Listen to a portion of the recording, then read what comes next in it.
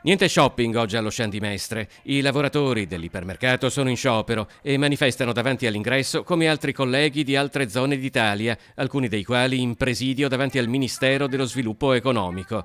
L'avvertenza per l'acquisizione di Conad dei punti vendita del colosso della grande distribuzione francese crea più di una preoccupazione sul futuro occupazionale del personale. Il punto è oggi dare continuità occupazionale a questi lavoratori e queste lavoratrici. Questo è il punto di confronto sul quale si sta aprendo in questi minuti, credo, il tavolo al Mise a Roma.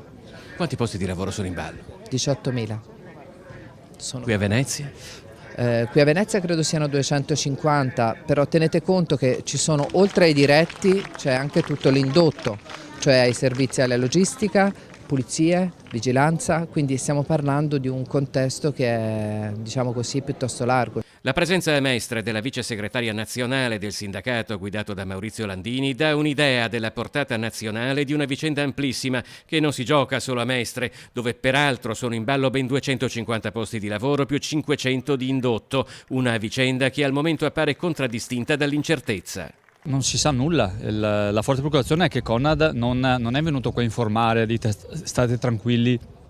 Qui addirittura a Mestre si parla di chiudere un piano, ci sono persone che vengono a prendere le misure, quindi se chiude un piano lecita la preoccupazione dei lavoratori di dire ho paura del mio posto di lavoro, certo. Dopo 6 incontri a livello nazionale non abbiamo nessuna risposta da Conad. Quindi diciamo non è molto ottimista.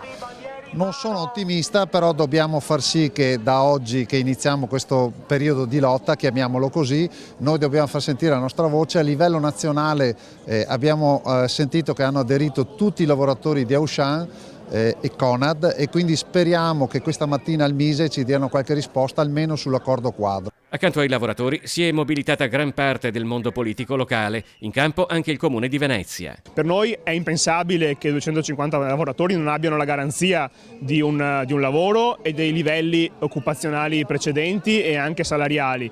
Su questo siamo già impegnati, nelle prossime ore partirà una lettera a Roma scritta insieme ai sindacati per chiedere al Ministero dello Sviluppo Economico massima attenzione su questo tema, così come già nelle scorse ore abbiamo parlato con la Regione, la quale è disponibilissima ad attivare un tavolo a supporto anche del Comune per chiedere appunto al Governo di non lasciare soli i lavoratori a gestire questa avvertenza a livello solo locale.